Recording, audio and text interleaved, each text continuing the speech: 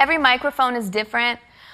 Over the years, I've come to know which microphones I feel most comfortable with. So some mics have sort of a round bulbous top to them. So it's like, you're kind of getting the sound from all angles. And sometimes I find I have to turn that mic towards me a little bit so I feel like the top is more connected to the sound that I'm projecting from my mouth.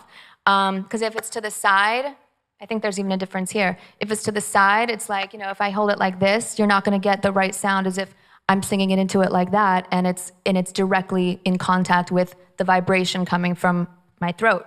So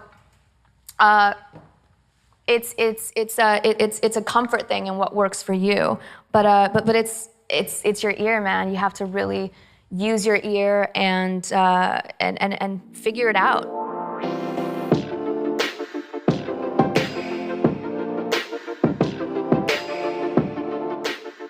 How you hold your mic is important.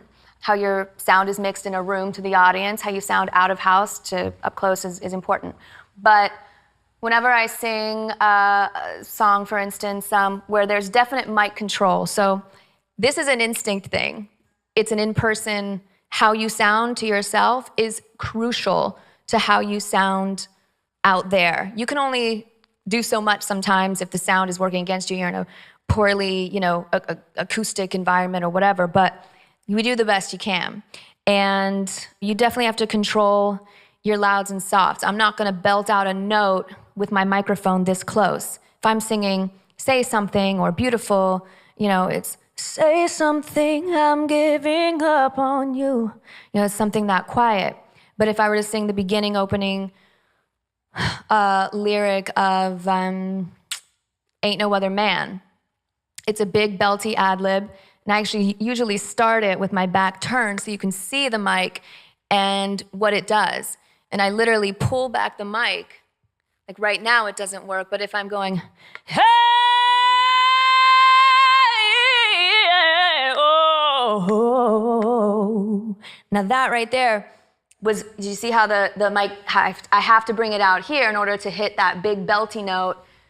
So I'm stretching it out, so I'm not if I sang that, you'd be blasted out, and you would get distortion in your sound back. But as I got quieter with my ad-lib coming down, I'm bringing it closer so you can hear every little juicy to the very end. So it's, hey, oh. So that would be a good example of how to work your microphone. You gotta work your microphone and you gotta work your technique. And sometimes you're in a really bad situation where the sound of the house is not good or the sound of your monitors is not good. You use your judgment in the moment. Maybe you don't need to pull back so much if you're hitting a high note because it's just that bad in the room. And as a performer, you gotta roll with the punches. You gotta be in that moment and figure out, okay, I can't even hear myself. They probably can't hear me. So you have to just hold it close and gauge the moment.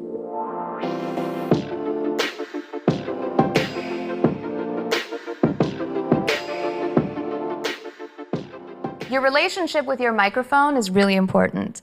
So, gauging your audience. This is one of the trickiest parts about coming into a situation and performing, because sound is everything.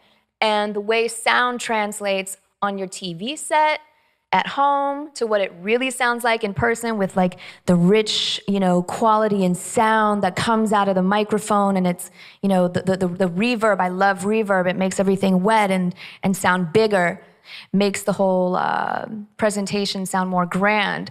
But the most annoying thing is when it gets to TV and it's kind of like you're just completely more muted, it's more condensed, and you're like, wait, in person it sounded so great, and on TV, it's really tricky, the sound, so your sound engineer is one of your best friends, because you want to make sure your sound, it doesn't just stop at you as a vocalist, because that's another thing. You don't want to feel like you're in a tin can if you get the wrong EQ or the wrong sound guide. I don't want to sound tinny, I want to sound rich and deep, and so all of these things go into mixing your vocal, knowing which mics you like. You have to really experiment and play with what you're comfortable with. Get to know a microphone sound. If you can get into a studio situation for a rehearsal, and just see how much you have to project to get your point across with what your connection is to your mic, and it will always change because environments change, buildings change.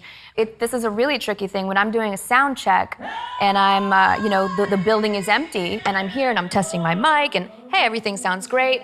It's a completely different animal whenever the building fills up with an audience and it fills up with people.